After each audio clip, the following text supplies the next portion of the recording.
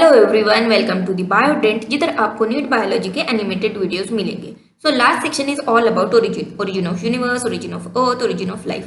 Last video origin of life में हमने देखा था कैसे फर्स्ट सिंगल लिविंग सेल बने, उसी सेल से आगे चल के कॉम्प्लेक्स ऑर्गेनिज्म बने।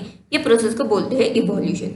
जैसे ओरिजिन ऑफ लाइफ की अलग अलग थियरीज थी, वैसे ही ये इवोल्यूशन के भी अलग अलग थियरीज हैं। सो चलो वन बाय वन देखते हैं। So first theory is a theory of special creation. पहले ये समझ लो, ये एक रिलीजियस बिलीफ है, इसका कोई भी साइंटिफिक बेसिस नहीं है। जो पुराने रिलीजियस लिटरेचर में लिखा था वही इस थियरी में दिया है। सो इस थियरी के 3 कनोटेशंस थे। कनोटेशंस मतलब क्या? कोई भी आइडिया जिसको लिख के रखा हो। सो ये थियरी ने क्या क्या लिख के रखा था देखते हैं। फर्स्ट कनोटेशन था ऑल लिविंग ऑर्गेनिज्म, स्पेसीज और types that we see today were created as such. ये आपके एनसीईआरटी में लाइन दी है। सो ये आधा अधूरा सेंटेंस लगता है ना? हाँ, थोड़ा बहुत वैसा ही है। इसका मतलब क्या है? जो आज हम ऑर्गेनिज्म देख रहे हैं वो सारे भगवान ने या सुपरनेचुरल पावर ने बनाए हैं। सेकंड कॉनोटेशन था diversity was always same since creation, will be same in future also. मतलब क्या? डाइवर्सिटी चेंज नहीं होगी। ऑर्गेनिज्म बनने के टाइम पे जितनी डाइवर्सिटी थी फ्यूचर में भी उतनी ही रहेगी। डाइवर्सिटी मीन्स क्या? Types of organism. Third connotation है earth is about 4000 year old. But last video में हमने ये देखा था, ये बहुत इंपॉर्टेंट टाइमलाइन स्टडी किया था।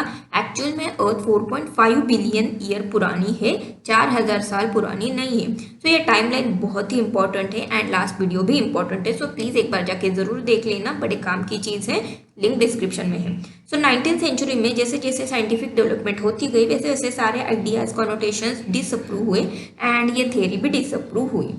अभी देखते हैं अगर इस पे नोट्स आए तो आप कैसे लिखोगे। हालांकि पूछते नहीं है बट फिर भी फर्स्ट पॉइंट लिखना given in old religious literature. Second point no scientific basis. Third point में ये 3 कैनोटेशंस लिखना अपनी लैंग्वेज में। उसका फर्स्ट कैनोटेशन मतलब ए कैसे लिखोगे? Living organism created by God. B लिखना diversity remain same since creation and will be same in future. C लिखना कि अर्थ 4000 साल पुरानी है। अभी लास्ट पॉइंट लिखना फोर्थ पॉइंट, ये थियरी डिसअप्रूव हुई 19th सेंचुरी में। सेंचुरी के स्टार्ट में आए लैमार्क, जीन बैप्टिस्ट लैमार्क, जिन्होंने एक थियरी दी, उसका नाम है लैमार्क थियरी ऑफ इवोल्यूशन और लैमार्किज्म। इंपॉर्टेंट है, इससे क्वेश्चन आते हैं। लैमार्क एक फ्रेंच नेचुरलिस्ट थे। उन्होंने 1809 में ये थियरी दी। पता है उसी साल चार्ल्स डार्विन का जन्म हुआ। मतलब ये थियरी डार्विन के नेचुरल सिलेक्शन थियरी से भी बहुत पुरानी है। वैसे साल याद रखने की ज़रूरत नहीं है, एनसीईआरटी में नहीं दिया। बहुत सारी चीज़ें एनसीईआरटी में नहीं दिए बट फिर भी हम देखने वाले हैं इस थ्योरी में, बिकॉज नीट में क्वेश्चन आते हैं। स्पेशल क्रिएशन थ्योरी ने कहा कि भाई डाइवर्सिटी तो सेम रहेगी, बट लैमार्क जी ने कहा evolution of life form had awkward. मतलब क्या? डाइवर्सिटी चेंज होगी, नए नए कैरेक्टर्स ऑर्गेनिजम्स डेवलप होंगे, बट पॉइंट ये है कैसे। इसका भी आंसर लैमार्क नहीं दिया। चलो देखते हैं। So here is Lammy one giraffe. Giraffe एक हर्बीवोर एनिमल है, मतलब ट्रीज के स्टेम लीव्स खाता है। जो पार्ट जिराफ या कोई भी हर्बीवोर एनिमल खाता है इसको बोलते हैं फॉरेज।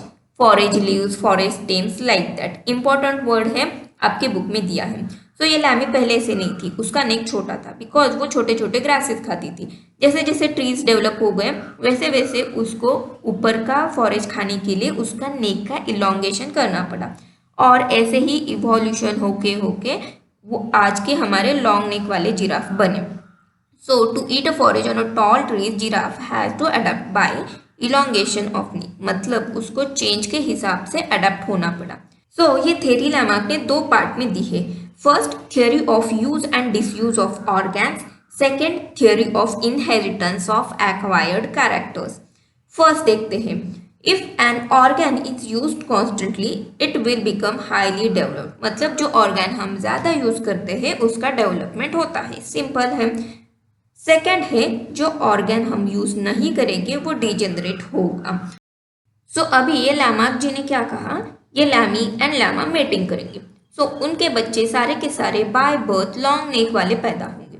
सो यही है second part of theory, inheritance of acquired character. Inheritance means genetic information pass from one generation to next. मतलब कोई भी जीन्स पेरेंट से बच्चों में पास आउट होंगे, जैसे eye colour, hair style, hair colour वगैरह वगैरह। एक्वायर्ड कैरेक्टर मीन्स जो कैरेक्टर किसी ऑर्गेनिज्म में आफ्टर बर्थ डेवलप किया हो बाय एनी रीजन, खुद की एक्टिविटी से या कोई भी एक्सटर्नल फैक्टर से। सो लैमार्क ने क्या कहा, acquired character of elongated neck pass through succeeding generation and over a period of time all giraffe will had long neck. But Lamarckism में भी थोड़ा बहुत डाउट है। Let's take one example. Mouse ले लिया, उसका टेल कट किया laboratory में, ऑब्वियसली उसको दूसरे टेललेस माउस के साथ मेटिंग किया, तो क्या बने, सारे के सारे जो उनके बच्चे थे वो टेल वाले ही पैदा हो गए, टेललेस पैदा नहीं हुए। Similarly body building muscle development एक एक्वायर्ड कैरेक्टर है।